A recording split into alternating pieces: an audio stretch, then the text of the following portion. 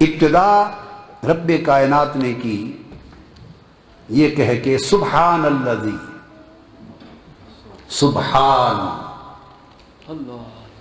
سبحان کا جو لفظ ہے یہ تنزیہ اور تقدیس کے لیے آتا ہے کہ پاک ہے وہ ذات۔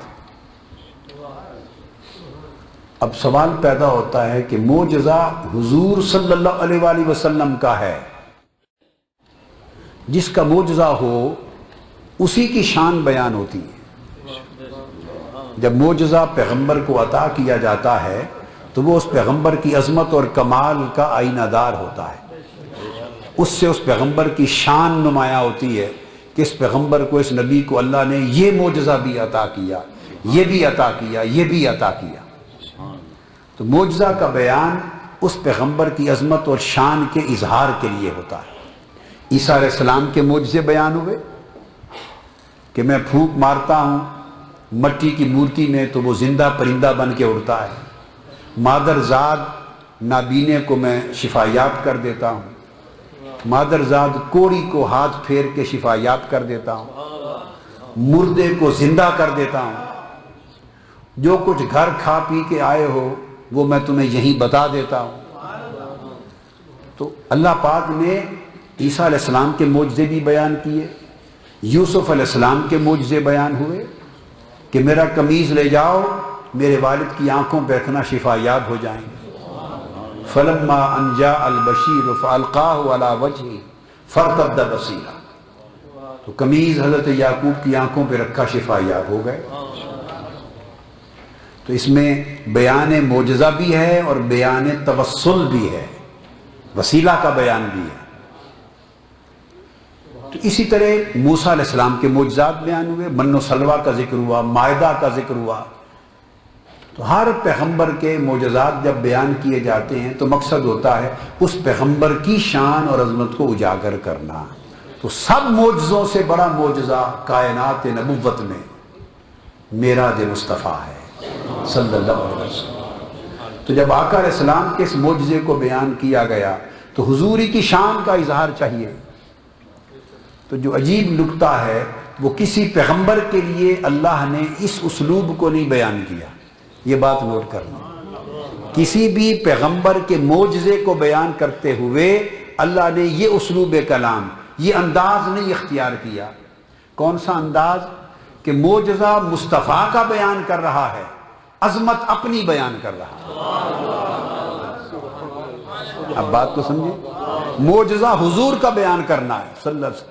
معراج حضور کا معجزہ ہے، اللہ کا نہیں ہے۔ معجزہ تو نبیوں کو دیا جاتا ہے، اللہ تو معجزے عطا کرنے والا ہے۔ معجزہ حضور علیہ السلام کا ہے اور وہ معجزے کا بیان اللہ اپنی عظمت اور شان سے اس کا اظہار آغاز کر رہا ہے۔ نکتہ توجہ طلب ہے، کیوں؟ حضور کے معجزے کو، حضور کی عظمت کو اللہ نے اپنی عظمت کے بیان سے شروع کیا، سبحان الذی کہہ کر ایک سوال کا جواب دے دیا۔ وہ کیا؟ کہ لوگوں تمہارے ذہنوں میں یہ خیال آئے گا کہ معجزہ تو شان مصطفیٰ ہے، کہ باری تعالیٰ تجھے تو چاہیے کہ شان مصطفیٰ بیان کرے، تو اپنی شان بیان کر رہا ہے کہ کتنی پاک ہے میری ذات۔ تو اس نے سوال کا جواب دیا کہ میں اسی گجلک کو حل کرنا چاہتا ہوں، اسی عقدے اور گانٹھ کو، تمہارے عقیدے اور تمہارے فہم اور فکر کی گانٹھ کو کھولنا چاہتا ہوں۔ یہ کہ تم مصطفیٰ کی شان اور میری شان کو جدا سمجھتے ہو، میں نے مصطفیٰ کی شان کا بیان سبحان سے اس لیے کیا کہ دنیا کو پتہ چل جائے کہ عظمت مصطفیٰ کا بیان یہی خدا کی شان کا بیان ہے۔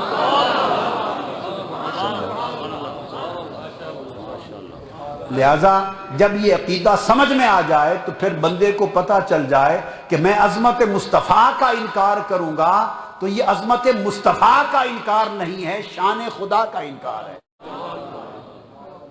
شان خدا کا انکار ہے۔ اس لیے حضور کی شان ہے اور بیان سبحان ہے، تاکہ یہ تعلق واضح ہو جائے کہ حضور کی شان شان خدا ہے۔ لہذا حضور کی عظمت کا انکار اللہ کی عظمت کا انکار ہے، اور حضور کی عظمت کا اقرار اللہ کی عظمت کا اقرار ہے۔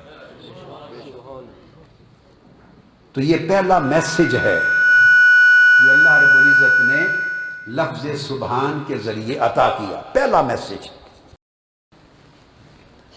اب دوسرا میسج جو اس اشارہ تقدیس و قدرت میں، وہ یہ، اور وہ بڑا خاص نقطہ ہے، حضور علیہ الصلوۃ والسلام کا معجزہ معراج آپ کی شان کا کمال ہے، آپ کی شان کا کمال ہے۔ اور سبحان کا لفظ اللہ کی تنزیہ کا لفظ ہے، یعنی اعلان ہے اس بات کا کہ اس جیسا کوئی نہیں، اللہ جیسا کوئی نہیں، اور اس کی شان میں کوئی شریک نہیں۔ بیان ہے عظمت مصطفیٰ کا، اور شروع کر رہا ہے ایسے لفظ سے جو دلالت کرتا ہے کہ اللہ اتنا بلند ہے کہ اس کا شریک کوئی نہیں۔ تو دو باتوں کا جوڑ کیا ہوا؟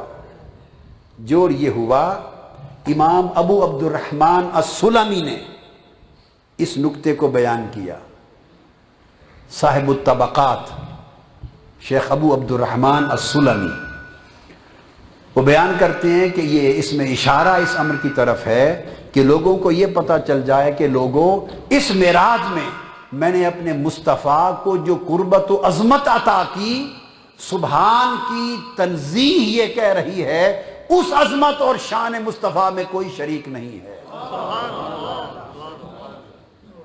یعنی پاک ہے وہ ذات جس نے اس رات اپنے مصطفیٰ کو وہ قربت اور عظمت کے مقام پر جا کے فائز کیا کہ اس ذات کی شان میں کوئی شریک نہیں۔ جیسے اس کی شان میں کوئی شریک نہیں، تو جو شان اس نے مصطفیٰ کو عطا کی اس میں بھی کوئی شریک نہیں۔